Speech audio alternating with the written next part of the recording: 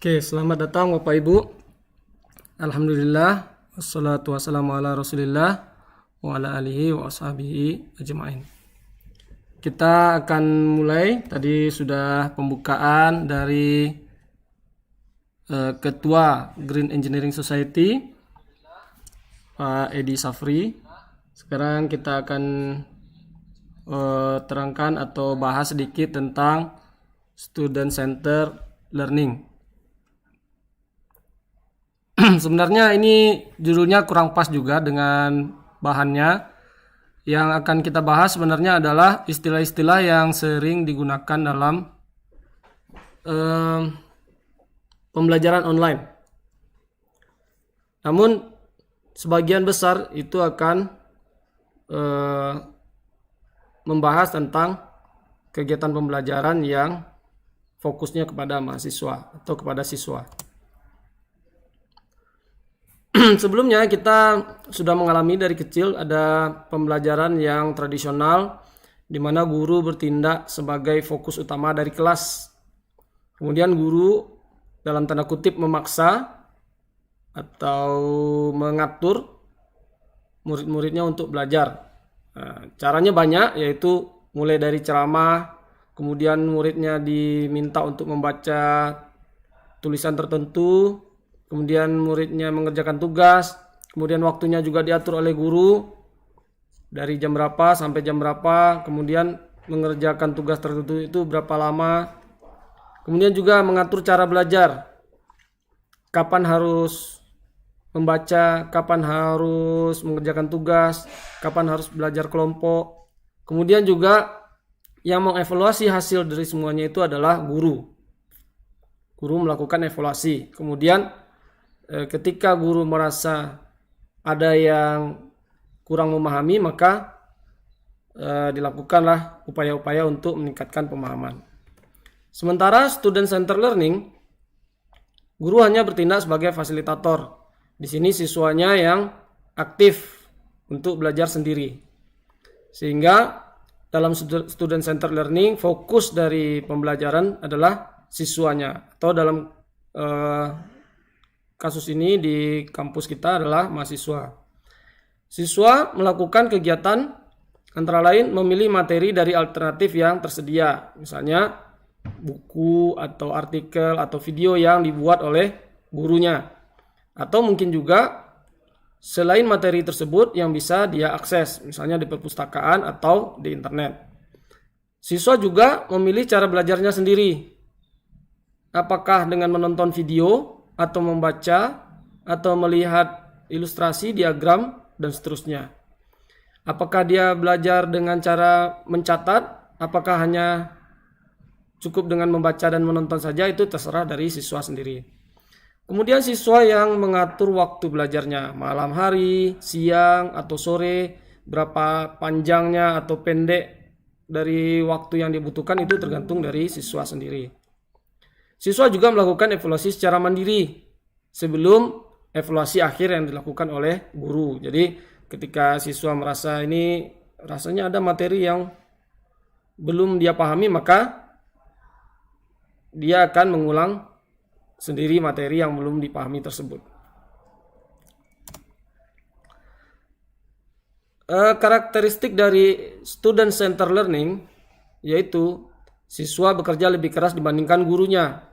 Gurunya kerja keras juga menyiapkan materi, menyiapkan bahan asesmen, menyiapkan video dan seterusnya. Sementara siswa itu bekerja lebih keras karena bisa jadi materi yang diberikan itu kurang memuaskan bagi dia, maka dia akan mencari yang lain.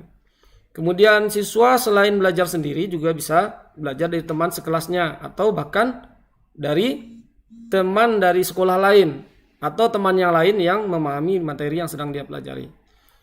Siswa belajar dari pengalaman yang dia alami, pengalaman yang dia rasakan, dan dia sendiri yang aktif terlibat dengan konten yang ada di kelas. Kemudian siswa mengubah pengalaman tadi menjadi knowledge dengan usaha dia sendiri. Siswa menerima feedback secara kontinu. Feedback yang berasal dari dirinya sendiri, di mana dia setelah melakukan evaluasi, wah saya belum paham materi ini, maka dia akan kembali dengan kemauan dia sendiri. Begitu juga feedback dari teman belajarnya ataupun feedback dari guru. Siswa juga didorong untuk menerangkan materi kepada dirinya sendiri dan orang lain. Nah, ya ini khas belajar sendiri ya. Siswa berkomunikasi secara berkala. Jadi ketika dia sudah selesai satu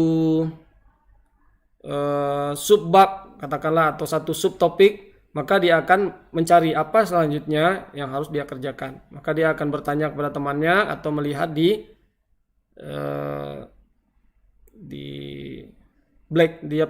dashboard atau tools yang lain yang digunakan dalam kelas tersebut. Siswa menyadari bahwa dirinya belajar. Jadi karena belajar itu dari kemauan sendiri, maka dia paham bahwa dia itu sedang belajar. Dia juga paham apa yang telah dia dapatkan dan dia memahami alasannya kenapa dia belajar. Siswa menggunakan teknologi untuk belajar, baik itu radio, televisi, email, papan pengumuman di kampus maupun lewat internet. Kemudian siswa pada akhirnya akan terlibat jauh lebih tinggi di dalam kelas, di dalam memahami konten pelajaran dibandingkan dengan kelas tradisional. Nah, di lain hal ada istilah remote learning, di mana belajar itu guru sama siswanya tidak berada di tempat yang sama. Misalnya gurunya berada di Jakarta, sementara siswanya belajar di Padang atau di Payakumbuh misalnya. Untuk kasus ini, karena jaraknya jauh, tidak ada kemungkinan untuk terjadinya tatap muka. Bahkan bisa jadi walaupun berada di kota yang sama, di tempat yang sama, tapi waktunya berbeda, maka memang tatap muka tidak memungkinkan. Digunakanlah media-media untuk bisa menyampaikan materi. Dulu kita pernah melihat di TVRI, juga di radio, ada media universitas terbuka misalnya. Kemudian bisa juga menggunakan email, menggunakan discussion board, menggunakan konferensi melalui audio video.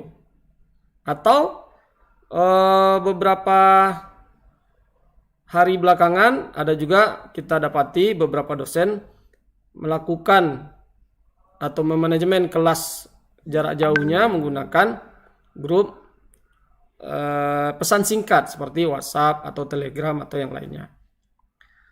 Remote learning ini bisa terjadi secara sinkronus ataupun asinkronus. Nah, apa ini sinkronus asinkronus? Sinkronus adalah remote learning yang terjadi dalam waktu yang real time. Jadi waktunya sama. Biasanya dilakukan dengan audio atau video conference. Jadi ketika gurunya hadir untuk mengajar, siswanya juga hadir. Contohnya seperti kita sekarang ini, kita melakukan pembelajaran remote learning secara sinkronus. Jadi waktu antara guru dan siswanya sama. Sementara asinkronus itu waktunya berbeda, sehingga tidak menggunakan media komunikasi yang waktu nyata atau real time seperti conference. Synchronous learning seperti tadi yang kita telah terangkan, telah kita bahas, waktunya tidak real time. Synchronous learning disebut juga dengan remote lab. Jadi ketika siswa melakukan tugas praktikum, maka praktikumnya tidak di kampus, praktikumnya di tempat masing-masing. Selanjutnya ada asynchronous learning, tadi sudah kita bahas juga sedikit, waktunya tidak sama, tempatnya juga tidak real time. Nah, ini asinkronus. Jadi waktunya berbeda antara guru dan siswanya. Ketika kita belajar dengan synchronous learning, pada saat guru menerangkan, siswa langsung pada saat itu juga menyerap informasi yang diberikan oleh guru. Sementara ketika asynchronous learning, itu siswa belajar sendiri dengan kecepatannya masing-masing, ada yang lambat, ada yang cepat, sehingga kadang-kadang disebut juga dengan self-paced learning, pembelajaran yang waktunya diatur sendiri. Nah, ini menggunakan media LMS biasanya, atau disebut juga dengan Learning Management System.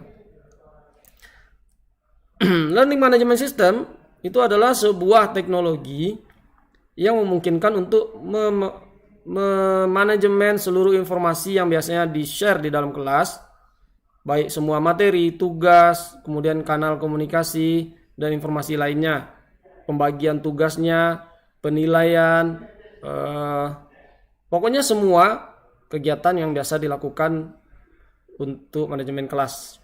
Nah, LMS ini ada banyak yang berkonsep sosial media yang sering digunakan untuk sekolah-sekolah itu namanya Edmodo. Bisa diakses di edmodo.com. Atau sewaktu saya kuliah dulu, kampus saya menggunakan namanya Blackboard. Blackboard ini adalah LMS yang berbayar. Nah, sehingga kampus harus membeli software tersebut untuk bisa digunakan semua pihak, guru, tenaga administrasi, dan mahasiswanya. Selain itu juga ada yang gratis, namanya Moodle. Moodle ini adalah aplikasi yang gratis yang harus kita letakkan di server milik institusi pendidikan, kemudian digunakan oleh semua pihak yang membutuhkan. Kemudian ada aplikasi yang online dan gratis, contohnya seperti Google Classroom. Ya. Edmodo tadi juga gratis, tapi dia konsepnya sosial media. LMS yang digabungkan dengan media sosial komunikasi antara guru, siswa, dan orang tua. Sementara Google Classroom dia lebih fokus khusus untuk manajemen kelas secara online. Keterlibatan orang tua di sini hanya sebagai penerima laporan saja.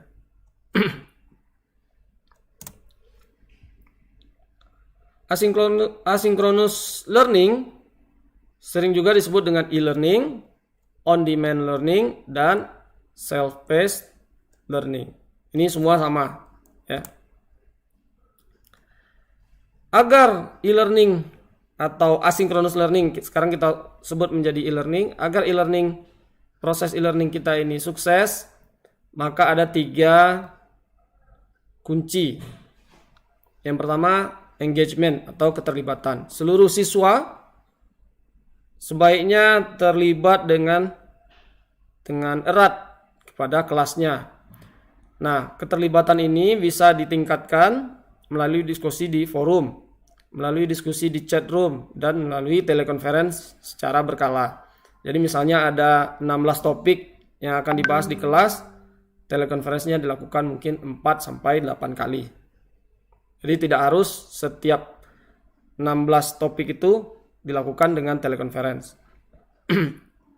Kemudian juga e-learning dibuat atau dirancang untuk meningkatkan kolaborasi dengan tugas-tugas yang bisa dikerjakan secara bersama-sama.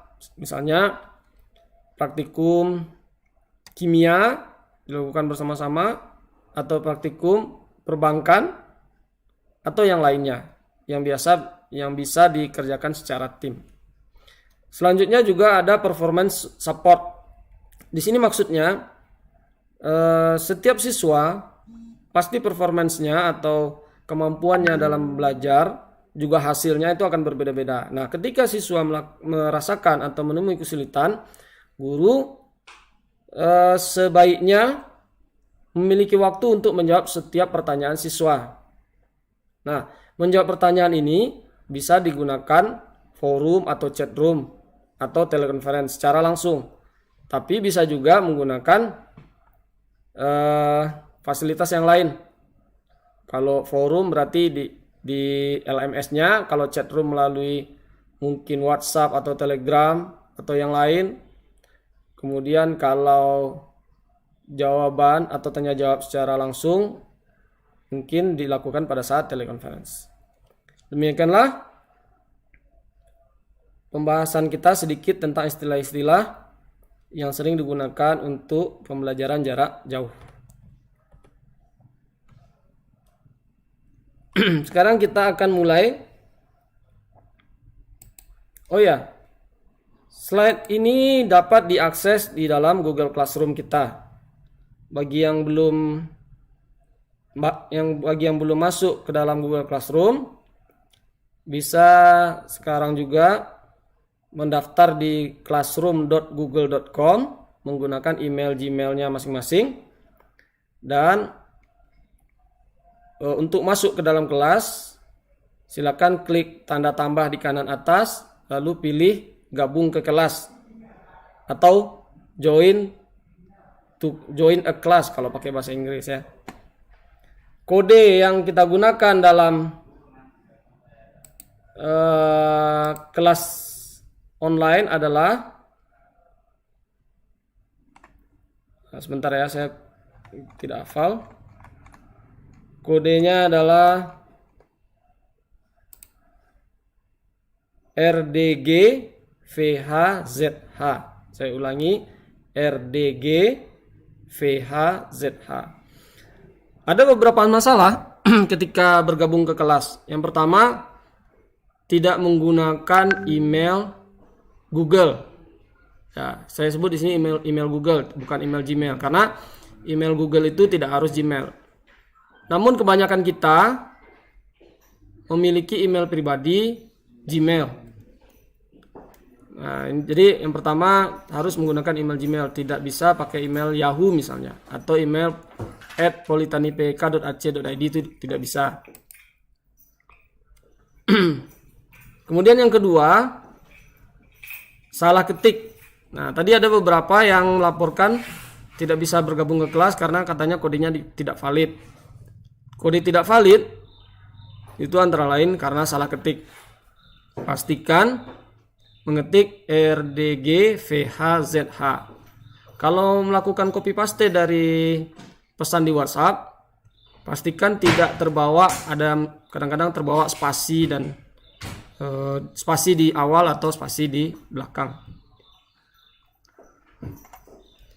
Oke, demikian. Bagi yang ingin tanya jawab langsung, bisa silakan menggunakan fasilitas chat di YouTube. Nah, ini ada yang hadir Pak ya. Ada yang sinyalnya kurang baik ya. Mungkin kalau yang sinyalnya kurang baik, pindah dulu ke tempat yang sinyalnya bagus.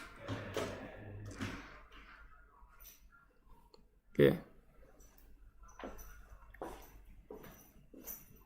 Judul materinya tertutup. Oh iya, itu karena tadi menggunakan tema yang miring begitu ya. Nanti kita perbaiki temanya dan saya share ulang di grup. Oke, sekarang kita lanjutkan. Kita mulai membuat kelas. Nah, membuat kelas ini tadi saya sebutkan kita harus menggunakan email Gmail. Kita buka dulu sebuah browser. Browsernya boleh apa saja. Di sini saya menggunakan Chrome. Ya. Alamatnya adalah classroom.google.com.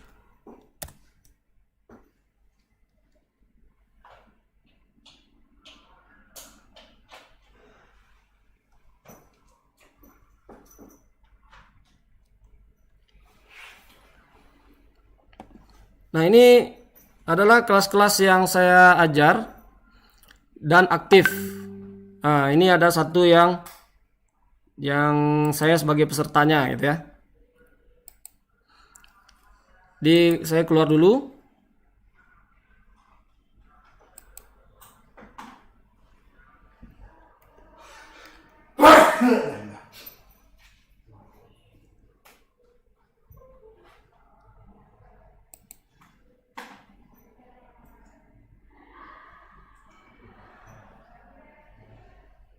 Kemudian sign in ya. Kemudian masukkan email yang akan digunakan. Saya menggunakan misalnya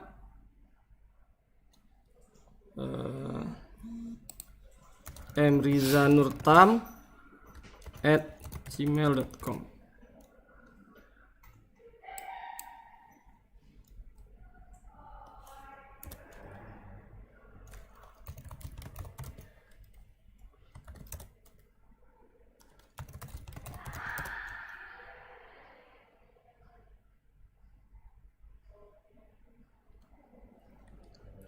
Oke, setelah kita masuk ke Google Classroom.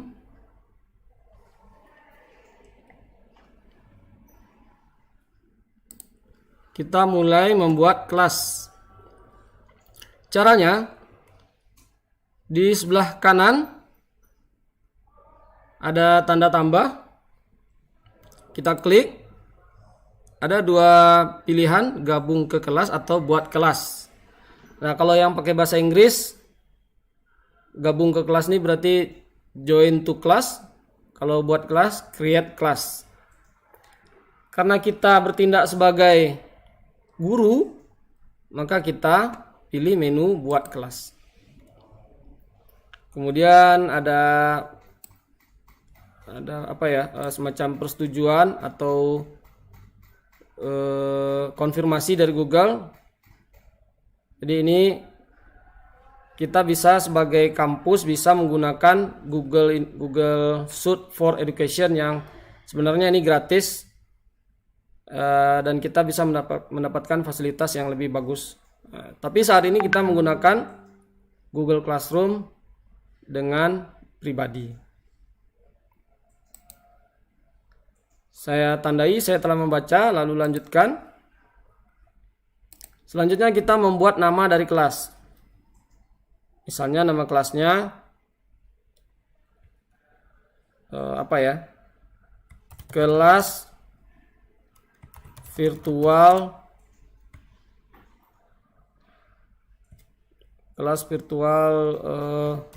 belajar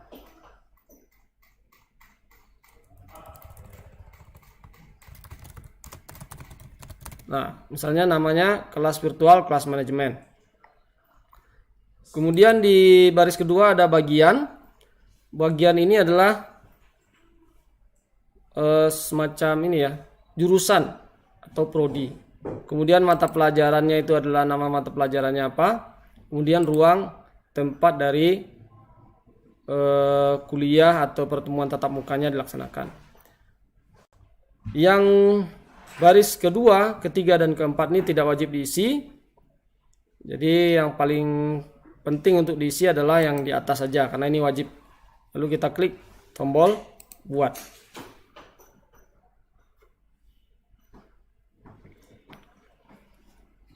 Oke, ada pertanyaan? Kita lihat dulu.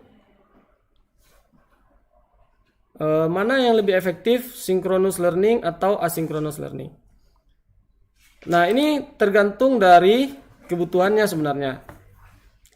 Seperti tadi saya terangkan, sebagian besar dari kelas e-learning itu sebenarnya adalah asinkronus. Tapi untuk meningkatkan keterlibatan siswa, kemudian meningkatkan support kepada siswa untuk belajar, maka sekali-sekali perlu juga dilakukan synchronous learning. Jadi tetap dibutuhkan telekonferensi secara audio maupun video dalam kelas yang asinkronus. Jadi tetap dilakukan yang sinkronus sekali-sekali. Bahkan salah satu teman saya di Jogja itu untuk memudahkan siswa, karena tidak semua siswa mempunyai paket internet yang memadai, koneksi internet juga tidak semuanya lancar, maka telekonferensinya hanya dilakukan menggunakan audio. Karena kalau untuk video seperti ini mungkin kesulitan, maka digunakan hanya audio saja. Jadi telekonferensinya dilakukan audio, materinya di-share di Classroom.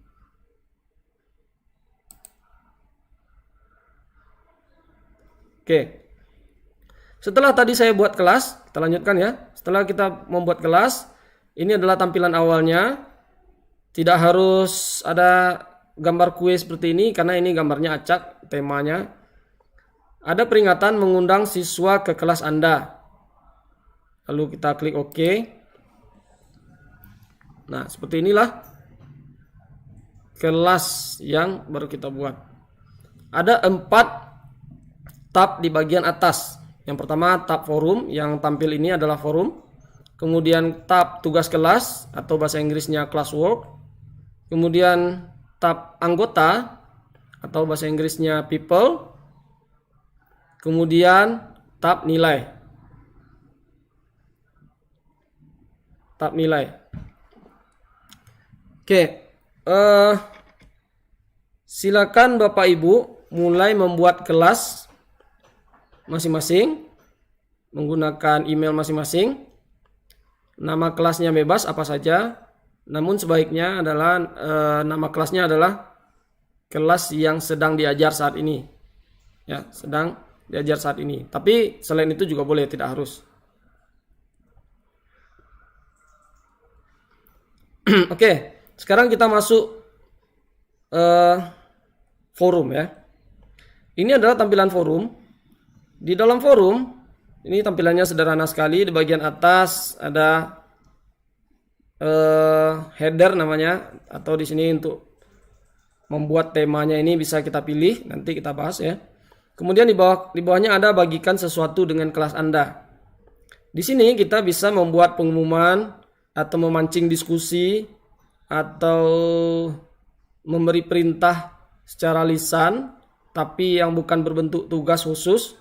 Ya, pokoknya misalnya silakan Anda baca bab ini untuk persiapan minggu depan misalnya. Ya, itu berbentuk pengumuman dan lainnya.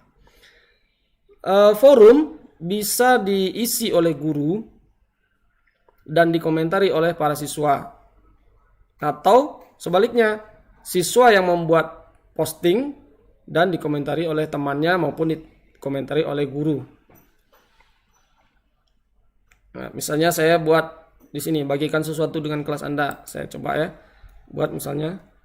Nah, ini karena kita pertama kali ada muncul pemberitahuan seperti ini. Oke. Nah, ketika saya klik bagikan sesuatu, maka akan muncul di sini untuk siapa? Untuk kelas virtual. Kepada siapa? Kepada semuanya atau sebagian. Nah, karena di sini belum ada orangnya, maka di sini semua siswa. Lalu saya buat pengumuman misalnya. 2 minggu lagi kita kuis. Silakan review catatan Anda. Selain berbentuk teks seperti ini, kita juga bisa menambahkan file. Nah, kita klik tombol tambahkan. Bisa file yang ada di komputer kita menggunakan file. Berarti kita upload. Klik file. Lalu kita klik pilih file dari perangkat Anda. Lalu misalnya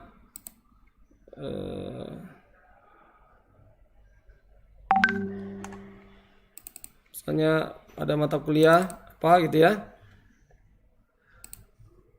Kan? Lalu kita klik tombol upload. Nah, selain file yang ada di komputer maksudnya, bisa juga file yang ada di internet, di Google Drive. Kita klik Google Drive. Lalu kita cari semua jenis file misalnya. Misalnya laporan, ada nggak ya? Nggak ada. Atau kita lihat drive saya.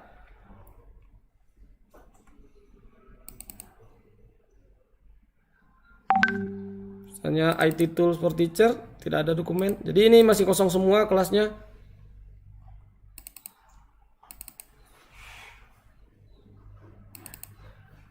Ini misalnya ya.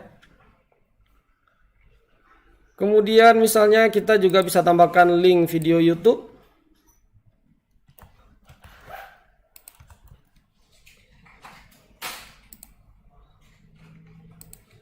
Tambahkan. Kita bisa juga tambahkan link berita misalnya https www.detik.com.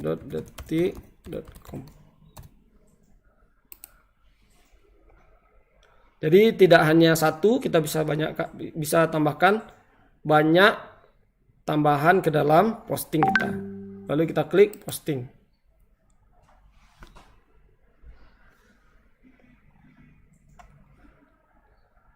Posting juga bisa ditunda. Contoh posting ditunda. Jadi tidak tidak dikirim saat ini juga, tapi bisa dijadwalkan kemunculannya. Kita klik jadwalkan. Jadwalnya kapan? Misalnya tanggal 10 hari Jumat jam 8 pagi. Lalu kita klik jadwalkan. Maka di sini akan muncul tulisan dijadwalkan untuk 10 April. Ya.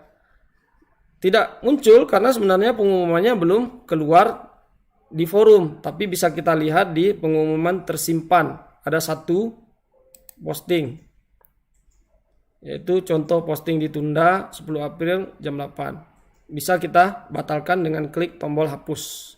Ya.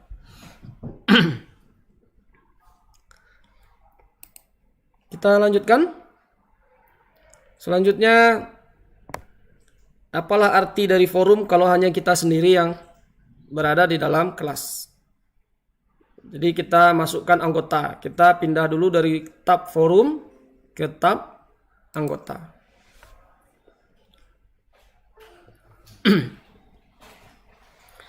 Di sini kita lihat ada dua bagian besar, yaitu guru dan siswa. Nah, untuk guru, ini kita bisa menambahkan guru yang lainnya selain kita sendiri. Jadi seperti contohnya di banyak mata kuliah yang ada di kampus kita, itu diampu oleh tim teaching. Nah, kita bisa mengundang semua gurunya untuk masuk ke dalam kelas ini. Sehingga nanti misalnya topik 1 sampai 4, dosennya siapa, topik 5 sampai 7 siapa lagi gitu. Kemudian topik 9 dan seterusnya, beda lagi gurunya atau dosennya. Caranya kita klik tanda tambah yang tanda orang yang ada tambah ini, undang pengajar ya. Kita klik, lalu kita ketikkan alamat email dari dosen yang ingin kita undang. Misalnya Hendra. Nah, seandainya kita menggunakan Google Suite for Education yang tadi saya bilang gratis tadi, Google Suite tadi dilanggan oleh kampus untuk digunakan semua pihak, maka ketika kita masukkan sebagian dari nama orang, maka akan muncul hasil penelusuran. Tetapi karena di sini kita menggunakan akun pribadi, maka tidak bisa menggunakan fasilitas itu.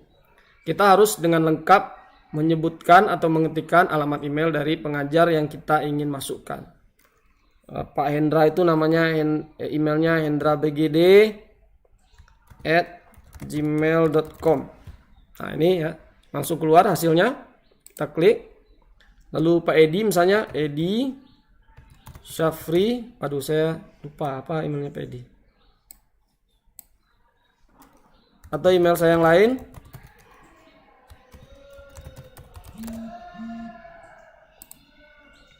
Sekarang sudah 3, sekarang belum masuk ya. Ini baru mendaftarkan tapi belum mengundang. Setelah ada 2, kita klik undang. Oke. Nah, di sini terlihat beda. Yang pengajar yang baru kita undang tadi warnanya masih abu-abu terang. Sementara yang sedang aktif itu sudah hitam seperti ini tulisannya. Nah, dan juga ada tulisan diundang. Atau kalau yang bahasa Inggris tulisannya di sini invited. Nah, lalu kita beritahukan kepada dosen yang sudah diundang tadi, Pak, tolong cek emailnya, ada undangan untuk bergabung ke kelas apa gitu namanya. Kita kasih tahu ya, Pak Hendra tolong dicek Pak Hendra. Pak Hendra monitor apa enggak ya? Saya nggak tahu. Oke, selanjutnya setelah kita mengundang beberapa guru untuk bergabung ke kelas, kita akan undang siswa. Sama caranya, kita klik undang siswa, lalu kita ketikkan namanya. Namanya siapa gitu ya, emailnya. Saya nggak tahu email. Nah, yang sering terjadi adalah kita tidak tahu email dari siswa. Mungkin kita tahu beberapa email siswa, tapi banyak yang kita tidak tahu.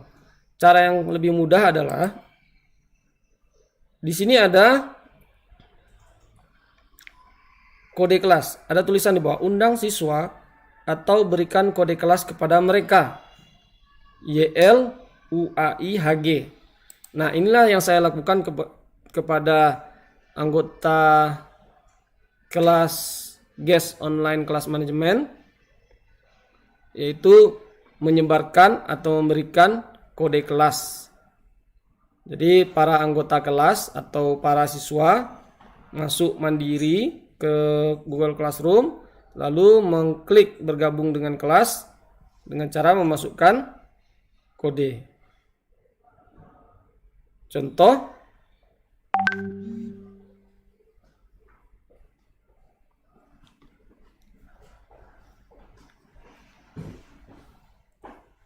caranya adalah misalnya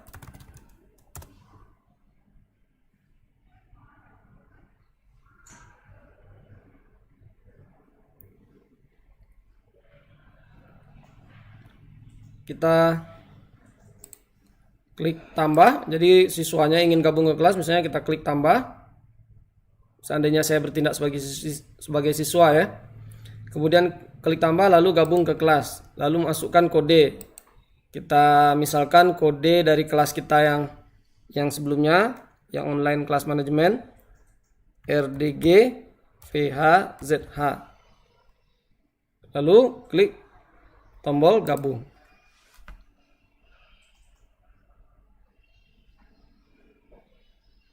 Nah, di sini kita langsung tergabung sebagai murid baru. Jadi murid baru ini ya.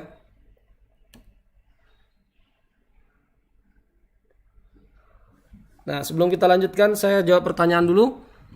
Ada pertanyaan dari Bu Sandra Meli. Assalamualaikum. Waalaikumsalam. Pak Riza, kuisnya hanya bisa 1 kali ya? Ya, jadi kuis yang saya bagikan itu untuk saat ini hanya bisa dikerjakan 1 kali. Walaupun sebenarnya bisa di setel, kurang puas 1 kali, mau dicoba lagi, penasaran jawabannya apa gitu ya. Bisa 2 kali, 3 kali, atau tidak terbatas.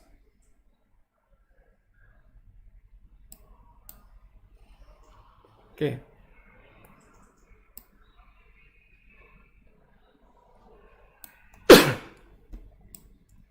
Oke, sebelum kita lanjutkan, Bapak Ibu, ada yang masih bingung bagaimana melaksanakan tugas kelas atau pretest yang tadi saya bagikan. Caranya, kalau sebagai guru, itu tabnya ada 4, forum, tugas kelas, anggota, nilai. Tapi sebagai siswa, tabnya hanya 3, forum, tugas kelas, dan anggota. Tidak bisa lihat nilai. Kecuali diberitahu oleh gurunya. Nah, kita klik tugas kelas. Tugas kelas ini fungsinya adalah untuk menampung semua kegiatan kelas selain diskusi. Walaupun sebenarnya diskusi juga bisa dilakukan di sini. Contohnya misalnya materi, tugas homework ya atau PR, kemudian kuis dan lain-lain. Bisa juga ujian dilakukan di sini. Contohnya di sini ada panduan awal untuk membuat dan memulai kelas. Nah, saya memposting materi, lalu ada yang komentar kelas. Di sini bisa dilakukan diskusi, ya, diskusi terhadap materi ini. Mungkin ada yang kurang jelas mengenai perintah yang akan dikerjakan di sini. Apakah harus misalnya harus di-print untuk nanti dikumpulkan atau bagaimana, ya. Kemudian juga ada online learning. Saya mengirim 2 materi, yaitu SCL PDF dan SCL ODP. Kalau yang PDF ini dibuka, PDF udah tahu semua, ODP ini dibuka pakai Word ya. Pakai PowerPoint. Kemudian di sini juga ada pretest. Nah, pretest kalau kita lihat ada 2 buah link, yaitu Quizzes mobile link dan Quizzes web link. Bagi Bapak Ibu yang telah menginstal aplikasi Quizizz di smartphone-nya masing-masing atau yang menggunakan tablet, jadi Quizizz ini bisa berbentuk aplikasi, bisa berbentuk web. Kalau punya aplikasinya di HP masing-masing, silakan mengklik mobile link. Tapi kalau di HP-nya tidak ada aplikasi, silakan diklik web link. Jadi saya coba di sini karena pakai laptop tidak ada aplikasi. Saya klik web link. Nanti dia akan membuka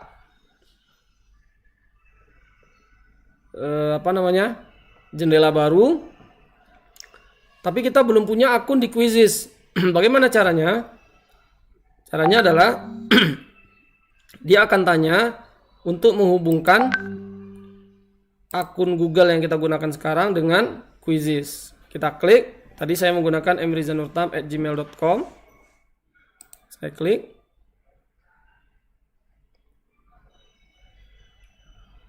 Lalu dia tanya, Quizizz ingin mengakses apa saja dari akun kita. Yaitu dia mengelola tugas dan mengirimkan nilai. Kita izinkan. Setelah kita izinkan, dia akan tanya detail dari akun yang akan kita buat. Kita masuk sebagai student. Lalu masukkan tanggal lahir kita.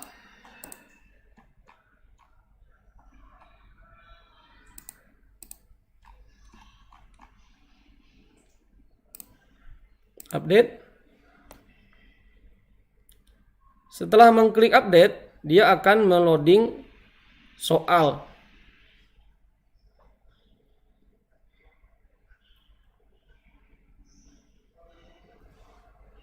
Oke. Di sini ada pilihan untuk memasukkan email dari wali.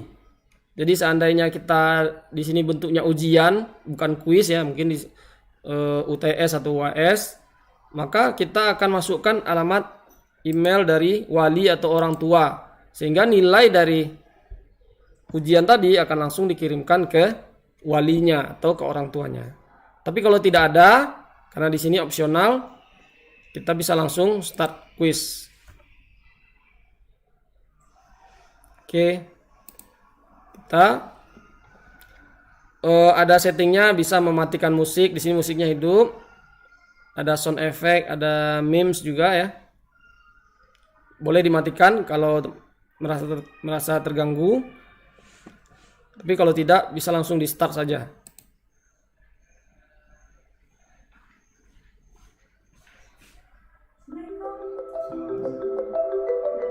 Oke, kita start ya. 3, 2, 1.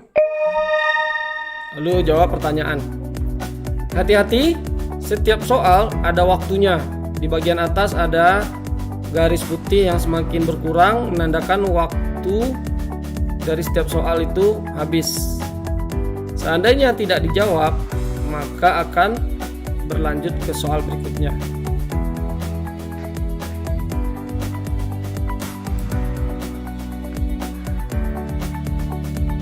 Oke, terus ya. Kita tinggalkan kuis. Kita biarkan dia, mungkin nanti nilainya 0 semua gitu ya. Selanjutnya, sebagai siswa juga bisa melihat file apa saja yang ada di kelas dengan cara mengklik folder drive kelas.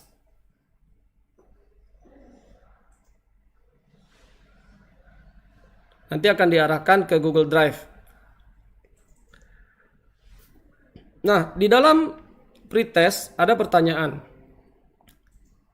Sudahkah Anda menggunakan LMS? LMS itu apa? LMS adalah Learning Management System, yaitu aplikasi yang digunakan untuk mengelola kelas secara online.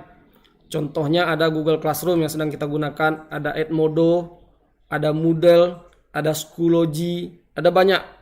Ada yang gratis, tapi harus punya server sendiri. Ada yang gratis tidak perlu punya server.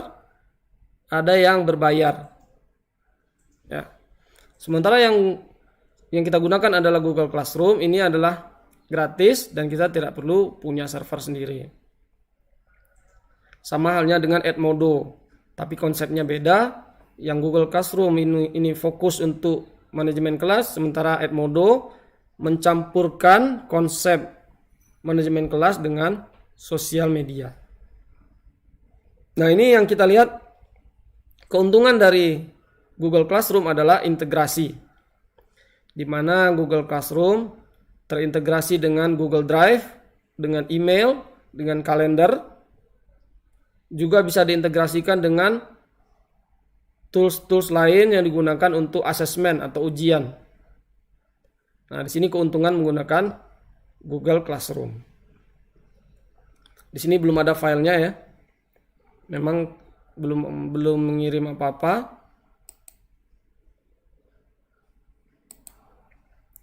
Kemudian ada Google Calendar. Tadi saya sebutkan bahwa Google Classroom terintegrasi dengan kalender.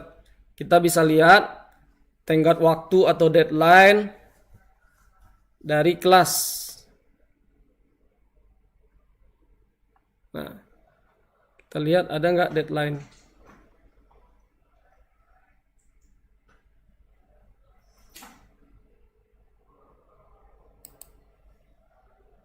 Belum ada ya, belum ada deadline. Nah, seandainya ada tugas yang harus dikerjakan dan ada deadline-nya, maka akan muncul misalnya hari Sabtu. Ada tugas yang harus dikumpulkan hari Sabtu, maka akan muncul. Begitu juga bagi Bapak Ibu yang menggunakan akun Google di HP Android, begitu hari itu ada deadline atau besoknya atau beberapa jam kemudian ada deadline, akan muncul notifikasi di handphonenya masing-masing. Disinilah salah satu keuntungan menggunakan Google Classroom, adanya integrasi dari perangkat-perangkat yang setiap hari kita gunakan. Antara lain ada Gmail, Google Drive, kalender, notifikasi di HP Android, dan lain-lain.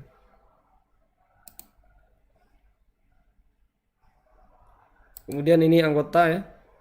Kita bisa lihat siapa aja teman sekelas kita dan bisa kita hubungi. Tapi di sini nggak bisa, hanya tahu nama orangnya saja.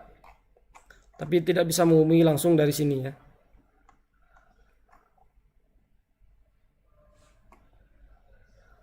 Oke. Itu adalah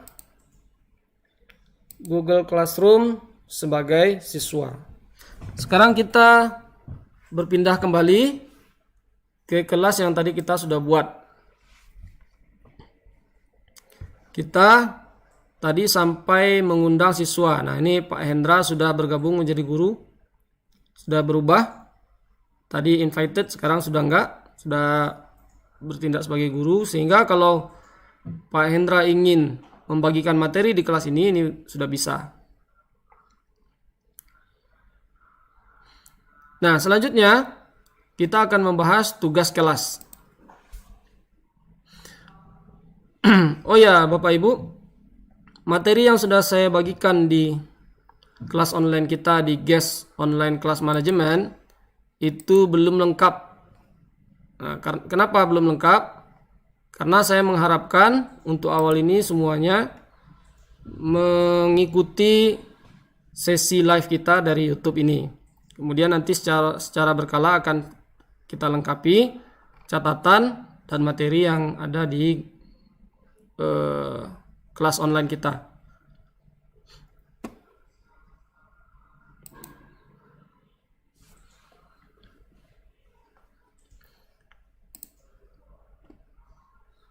Nah, di sini kita sudah masuk ke dalam tugas kelas, atau kalau yang pakai bahasa Inggris classwork di sini namanya.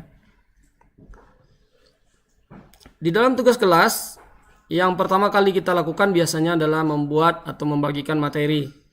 Kita klik tombol buat, lalu pilih materi.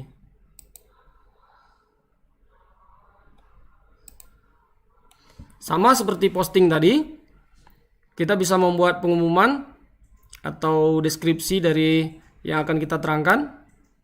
Lalu kita attach atau kita tambahkan file. Contohnya di sini kita tambahkan file, lalu kita upload. Misalnya materi tentang passive voice, lalu kita upload.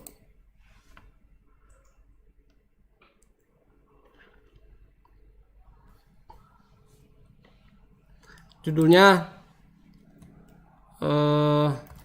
chapter 23 passive voice.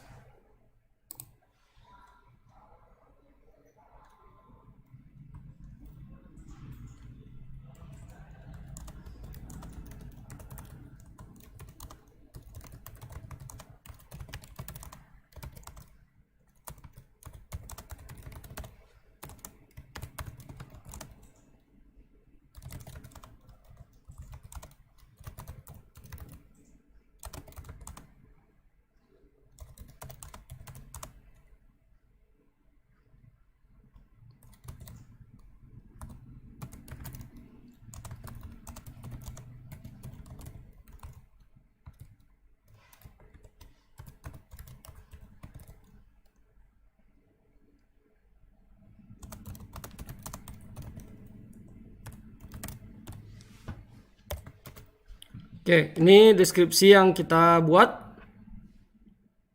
ya. Selanjutnya di sini perbedaannya dengan posting di forum, adanya topik. Kita belum memiliki topik di sini. Kita bisa buat topik. Topiknya misalnya chapter 23. Topik itu bisa digunakan untuk menggabungkan semua pembahasan atau objek mengenai sebuah topik, baik itu materinya, kuisnya, tugas, dan lain sebagainya. Lalu kita sama seperti posting di forum tadi, kita bisa jadwalkan, bisa juga langsung kita posting. Dan bisa memilih siapa saja yang akan menerima materi ini. Ya, ini kita tujukan untuk semua siswa ya, kita posting.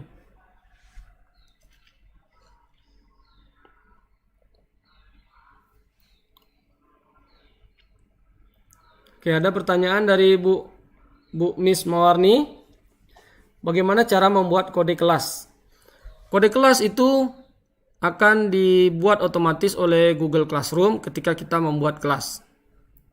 Tetapi kalau ada masalah dengan kode kelas kita bisa membuat ulang atau mereset kode kelas. Nanti akan kita coba bahas bagaimana setting dari kelas untuk kode kelas dan yang lainnya. Nah, ini barusan kita sudah berhasil membuat topik. Ini yang besar, chapter 23 ini adalah nama topiknya. Kemudian yang di bawah adalah posting yang tadi kita buat, termasuk file yang kita kirimkan. Kita juga bisa membuat tugas. Ya. Kita bisa membuat tugas. Kita juga bisa membuat kuis. Ya. Bisa membuat kuis. Dan membuat pertanyaan singkat yang akan langsung dijawab oleh siswa. Kemudian kita bisa juga menggunakan kembali postingan yang pernah kita buat di tempat lain, di kelas yang kita asuh. Misalnya kita punya sebuah mata kuliah yang muncul setiap semester ganjil misalnya. Tahun ini angkatan 2018. Tahun besok angkatan 2019, tahun besok angkatan 2020. Setiap tahun kita bisa menggunakan ulang postingan dari kelas-kelas sebelumnya. Nah, misalnya berbentuk materi yang dulu pernah kita share kembali di sini. Kuis yang dulu pernah kita buat, kita tugaskan lagi kepada para mahasiswa untuk mengerjakannya.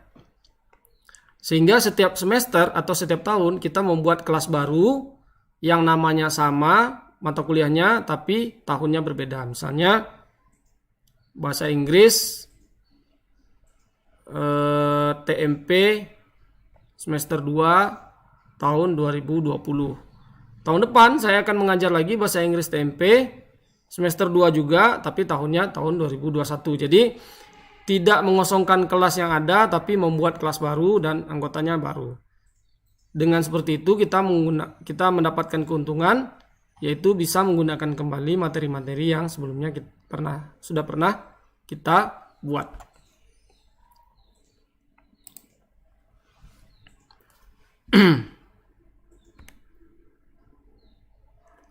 Oke, selanjutnya nilai. Kita akan coba lihat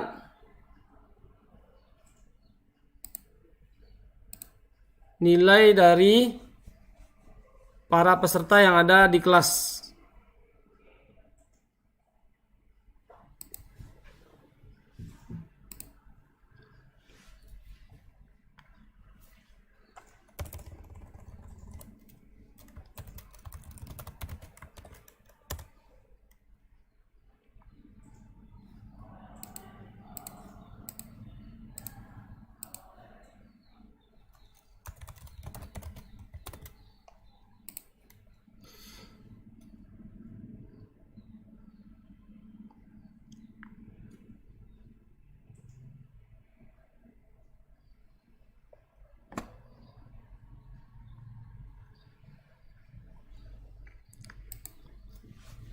Oke, ada pertanyaan.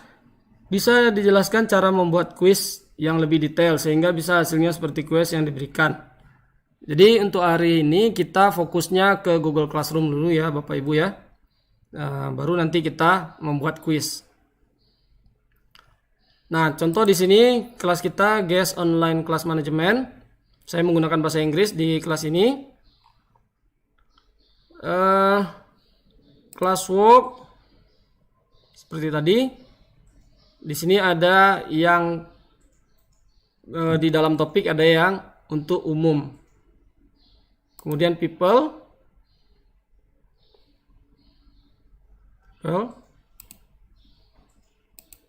Kita bisa berkomunikasi dengan siswa secara langsung melalui email saja. Atau bisa juga melihat nilai yang sudah pernah dikumpulkan oleh siswa tadi. Misalnya di sini Bu Rince sudah pernah mengikuti pretest 1 kali tanggal 8 jam 11. Nilainya 71. Ya. Oke. Kalau kita melihat nilai, kita pindah ke tab nilai. Itu ada 2 kelompok besar atau 3 kelompok besar. Kelompok yang pertama itu adalah orang-orang yang belum mengerjakan tugas dan belum ada nilainya. Ya. Sebentar. Ya, orang-orang yang sudah ada nilainya ini berarti sudah pernah mengerjakan. Yang belum mengerjakan tidak ada nilainya atau sudah mengumpulkan tugas tapi belum dinilai. Kita lihat di classwork ya. Kita lihat classwork pretest lalu view assignment. Di sini ada 3 kelompok khusus untuk tugas pretest saja. Jadi ada, oh iya, maaf ya. Ini pretestnya bisa dikerjakan 2 kali sepertinya ya. Jadi orang yang sudah selesai pretest dan nilainya sudah ada, itu di bagian bawah keluar nilainya. Ya. Kemudian di tengah-tengah orang yang belum mengikuti pretest atau sudah mengikuti pretest tapi gagal di tengah jalan sehingga tidak sampai ke ujung dan nilainya tidak terkirim. Atau ada yang sudah mengikuti pretest dan mengulang untuk kedua kali, ketiga kali dan seterusnya. Di sini ada keterangannya resubmitted atau mengulang ya. Ketika kita ingin mengkonfirmasi nilai dari orang yang mengulang ini, kita bisa klik ya. Lalu di sini bisa kita lihat sejarahnya, dia mendapatkan nilai berapa. Sama ya, 2 kali mengulang 86 jam 5 ya, ini 2 kali nilainya. Caranya adalah kita klik, lalu kita klik lagi tombol return. Kalau ingin di komentar, kasih komentar. Kalau enggak, langsung klik tombol return. Nah, sudah. Sini semua sudah ada nilainya. Yang tadi sudah menyerahkan, sudah kita nilai semua. Tinggal yang belum ikut ujian.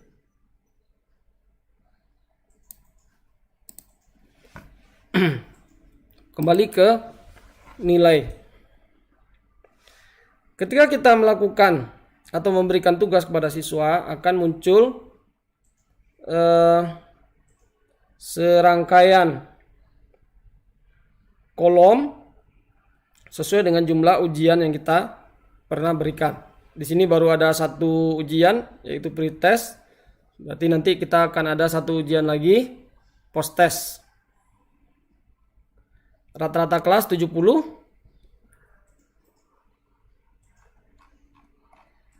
Dan sebagian juga belum ada nilainya. Mudah-mudahan nanti Bapak Ibu ada waktu untuk mengerjakan. Karena kalau kita lihat di classwork, ini pretestnya ada batas waktu. 17 orang belum mengerjakan, 24 sudah. Batas akhir dari mengerjakan ujian ini atau kuis ini adalah tanggal 8 April, hari sekarang tanggal 6 ya. Hari Rabu pukul 11.45.